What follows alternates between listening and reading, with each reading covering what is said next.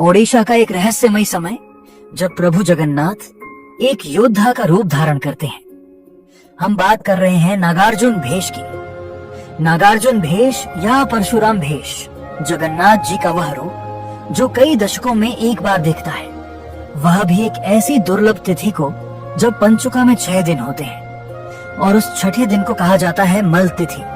और इस दौरान कुछ ऐसा होता है जो प्रभु के किसी और भेष में नहीं दिखता।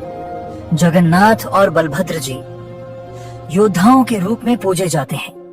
उन्हें पहनाई जाती हैं बड़ी मूछें, घनी दाढ़ी, बाघ छाल वस्त्र और 16 पीठ से बने हंडिया मुकुट, और फिर उन्हें सजाया जाता है 16 पारंपरिक अस्त्रों से। लेकिन एक योद्धा का ही रूप क्यों? कहानी शुरू होती है एक अन्याय के युग से।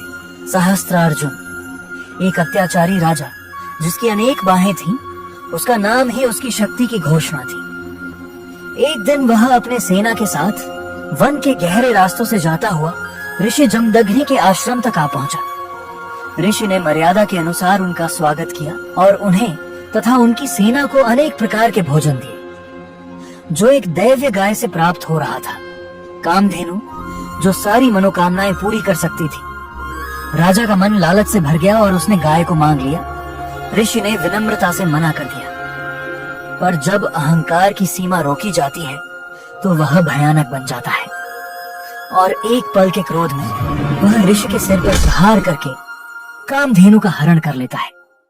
और यहीं से होती है प्रलय की शुरुआत। ऋषि जमदग्नि का पुत्र परशुराम, जो स्वयं विष्णु के अवतार है, पिता का निश्चेत शरीर देखकर क्रोधित हो उठते हैं। अपना परशु लेकर निकल जाते हैं सहस्त्रार्जुन का वध करने।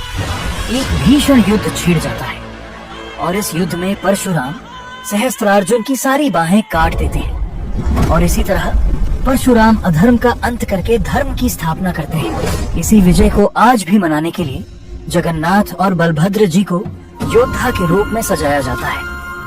मगर इस विषय का एक और पहलू भी है जो कि सारला महाभारत में मिलता है। इसमें अर्जुन के पुत्र नागार्जुन, जो एक नाग थे, अपने पिता की विजय के लिए स्वयं बलिदान देते हैं, जिससे उन्हें मोक्ष की प्राप्ति होती है। और इस वीरता का संदेश देने के लिए जगन्नाथ जी को नागार्जुन भेष में सजाया जाता है। यह भेष केवल रूप नहीं, एक संदेश है। जब भी अधर्म बढ़ता है तब धर्म स्वयं योद्धा रूप में प्रकट होता है।